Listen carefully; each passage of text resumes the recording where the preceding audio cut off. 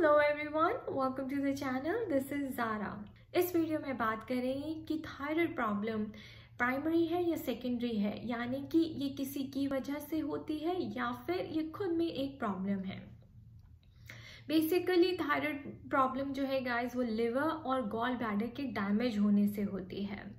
वैसे तो इसके और भी कारण हैं, लेकिन मैं शेयर इसलिए कर रही हूँ क्योंकि डॉक्टर्स आपको हमेशा थायराइड के लिए ही ट्रीट करते हैं। वो रूट कॉज पे नहीं जाते कि आपको थायराइड हुआ ही क्यों। थायराइड जब आपको होता है तो आपको थायराइड की मेडिकेशन दी जाती है और कहा जाता है कि आपको सारी उम्र अब इसके ऊपर रहना है। ये गलत है दोस्तों। थायराइड को रिवर्स किया जा सकता है। वो इसलिए किया जा सकता है क्योंकि थायराइड ओरिजिनली लिवर और गॉल ब्लैडर से फंक्शन करता है। आपका जो थायराइड ग्लैंड है और उसकी कन्वर्जन भी लिवर और गॉल ब्लैडर से ही होती है। तो हमें लिवर और गॉल ब्लैडर को ट्रीट करना चाहिए। जब लिवर और गॉल ब्लैडर ठीक फंक्शन करेंगे तो थायराइड भी ठीक फंक्शन करेगा।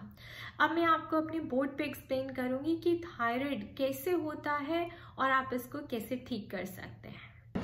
चलिए देखते हैं कि थायराइड आपकी बॉडी में कैसे फंक्शन करता है। सबसे पहले जो थायराइड ग्लैंड होता है गाइस, वो T4 हार्मोन प्रोड्यूस करता है जो कि इनएक्टिव फॉर्म में होता है। इस T4 को एक्टिव फॉर्म में कन्वर्ट किया जाता है T3 में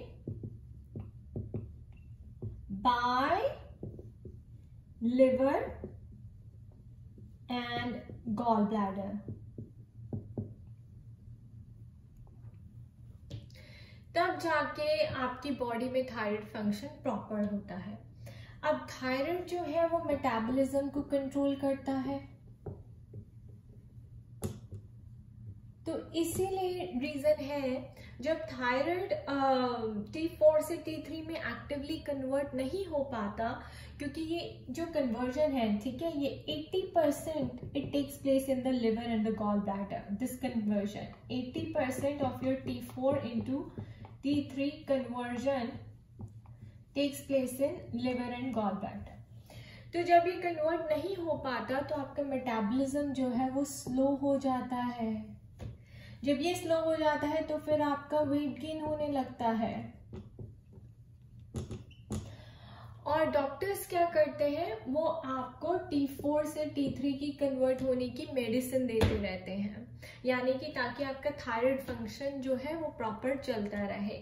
लेकिन आपको ये समझना है कि ये लिवर और गॉल ब्लैडर की वजह से हो रहा है, तो आपको liver and gall bladder fix करने हैं, ना कि थायराइड की मेडिकेशन खाते रहें। और आपने ये भी देखा होगा कि थायराइड की मेडिकेशन खाने से भी आपकी बॉडी में कोई चेंज नहीं आता एनर्जी में। कितने लोग कंप्लेन करते हैं, मैं खुद हूँ कि मैं थायराइड की मेडिकेशन खाती हूँ लेकिन मेरी बॉडी में कोई एनर्जी चेंजेस नहीं आते। The reason being because 80% of the conversion takes place in liver and gall bladder. तो क्या आपको सारी जिंदगी थायराइड की मेडिकेशन खाते रहना चाहिए? नहीं, आपको अपने लिवर एंड गॉल ब्लैडर को फिक्स करना चाहिए।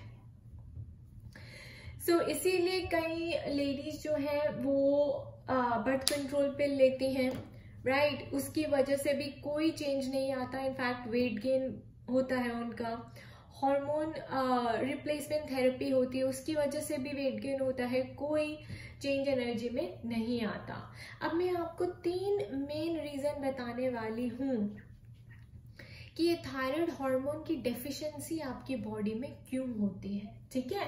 सबसे पहला क्वेश्चन तो हमें यही पूछना चाहिए ना कि हमारी बॉडी में थायराइड डेफिशिएंसी क्यों हो रही है, राइट। पहला आंसर तो आप मिल गया, because liver and gall bladder उसको एक्टिवली कन्वर्ट नहीं कर पा रहे। T4 को T3 में एक्टिव कन्वर्जन नहीं हो रही, राइट। फर्स्ट रीजन है कि आपके liver and gall bladder damaged है, is damaged, which is why it is not able to convert T4 into T3 actively, ठीक है, जिसकी वजह से आपका मेटाबॉलिज्म स्लो हो गया। मेटाबॉलिज्म स्लो हो गया तो वेट गेन होना शुरू हो गया। नंबर 2, आपकी बॉडी एस्ट्रोजन डोमिनेंट है, यानी कि आपकी बॉडी में एस्ट्रोजन बहुत ज्यादा बनता है। अब ये किससे बनता है गाइस? या तो आप बहुत ज्यादा मीट खाते हैं, डेयरी, कई लोगों को डेयरी से फ्लेयर अप्स हो जाते हैं, और एग्स की वजह से, ठीक है।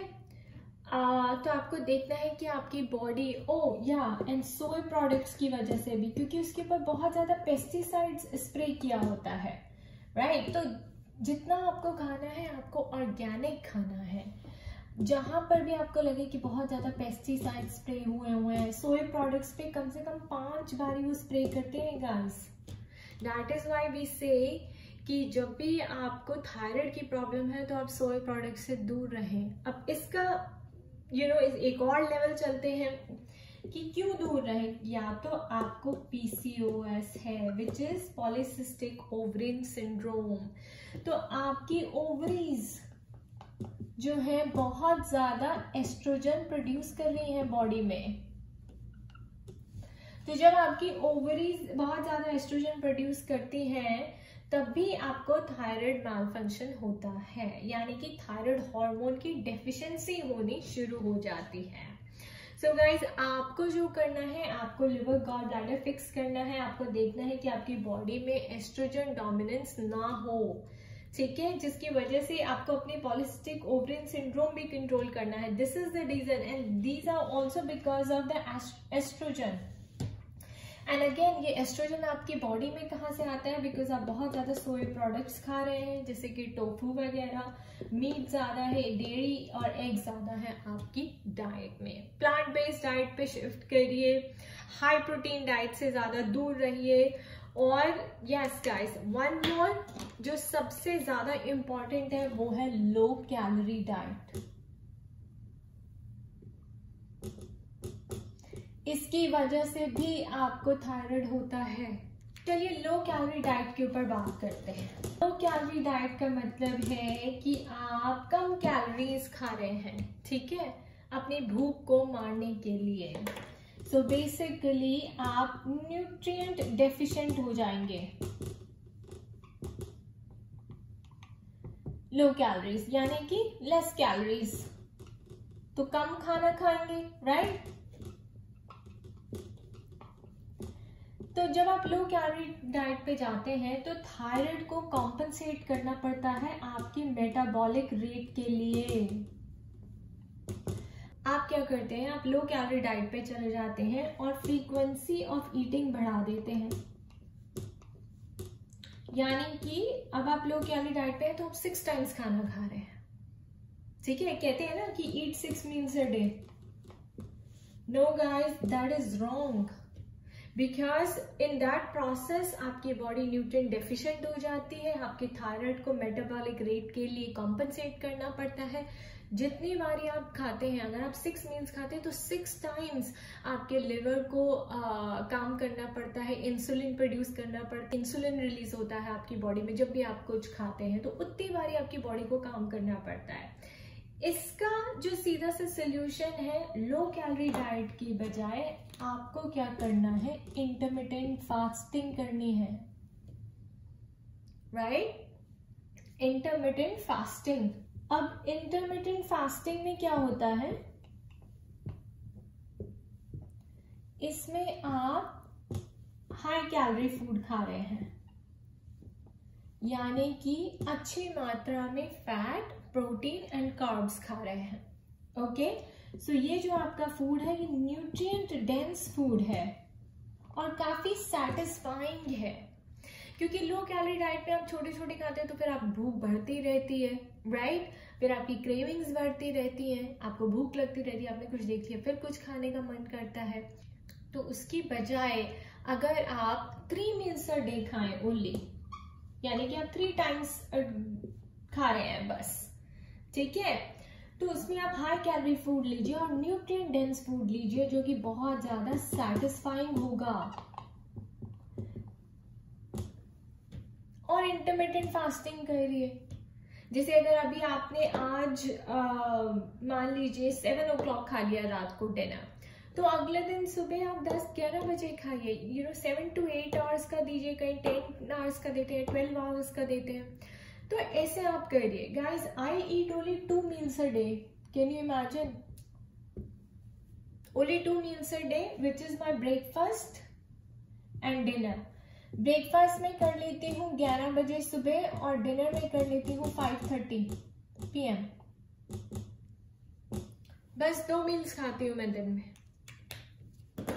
इससे ज्यादा हमारी बॉडी को जरूरत भी नहीं है, वो डाइजेस्ट भी नहीं कर सकती, और मेरी तो कोई खैर फिजिकल एक्टिविटी भी नहीं है। अगर आप एक स्पोर्ट्स पर्सन है, एथलीट हैं, तो डेफिनेटली आपको ज्यादा खाना चाहिए। आपकी बॉडी की जैसी रिक्वायरमेंट है वो पूरी करिए, इंट्यूटिवली खाइए, लेकिन एक रूटीन बना लीजिए कि आपको ब्रेकफास्ट, लंच और डिनर कर लिया। फ्रीक्वेंसी कम कर दीजिए, डेंसिटी फूड की ज्यादा कर दीजिए। ओके, तो उससे आपका थायराइड कंट्रोल में रहेगा, आपके लिवर को, गॉल ब्लैडर को बारी बारी काम नहीं करना पड़ेगा, वरना वो सारा टाइम काम करने में लगे रहते हैं, तो फिर बॉडी की रिपेयरिंग और क्लिनजिंग कब करेंगे। ओके, सो ये रीजंस हैं। Liver and gall bladder damaged है, एस्ट्रोजन डोमिनेंट है बॉडी, और लो कैलोरी डाइट से दूर रहना है, इंटरमिटेंट फास्टिंग करनी है, 3 मील्स अ डे लेने हैं। धीरे धीरे आप देखेंगे आप मेरी तरह 2 मील्स अ डे पे आ जाएंगे।